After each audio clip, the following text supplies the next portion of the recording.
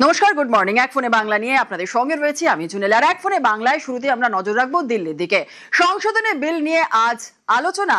আজ সংশোধিত বিল নিয়ে আলোচনার সম্ভাবনা, এবং আপনাদের জানিয়ে রাখি যে স্পিকার সব পক্ষকে রাজি করিয়েছেন বলেই দাবি সূত্র মারফত। আরো বিস্তারিত জানাবে মৈত্রী আমাদের সঙ্গে রয়েছে। মৈত্রী, জুনেলা, দেখো, গতকাল আমরা দফায় দফায় দেখেছি যে বিরোধীদের বিক্ষোভের জেরে এই সংশোধনী বিল টেবিল হলেও সেই বিল নিয়ে আলোচনা করা সম্ভব হয়নি। স্পিকার বারবার করে বিরোধীদেরকে অনুরোধ করেছেন যে তারা যেন আলোচনা করেন, এবং সরকার পক্ষ থেকেও এই অনুরোধ করা হয়েছিল।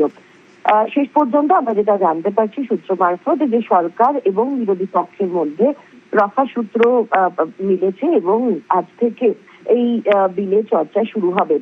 গতকাল প্রাথমিকভাবে স্পিকার ঘোষণা করেছিলেন যে প্রাথমিকভাবে 6 ঘন্টা বিলে আলোচনার জন্য ধার্য করা হচ্ছে, কিন্তু যদি বিরোধীরা চান তাহলে সময় আরো বাড়ানো যেতে পারে।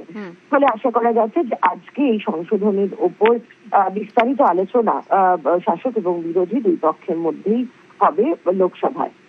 একেবারে সঙ্গে থাকো মৈত্রী। जब से वो बोल रहे थे कि ये डिस्कशन चाहिए तो सरकार मान गए।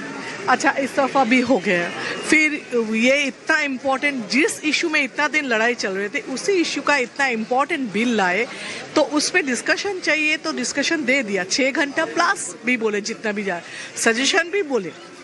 जनरल सरकार ऐसा नहीं बोलते, फिर इस बार बोले सजेशन भी दे दीजिए, हम लोग ले लेंगे। उसके बाद भी अगर अपोजिशन बात नहीं करना चाहते, टाइम वेस्ट कर रहे हैं, तो फिर इसका मतलब कुछ नहीं है। शायद कल से होगा, तो यही आशा रखते हैं कि कल से डिस्कशन करेंगे इस बिल पे।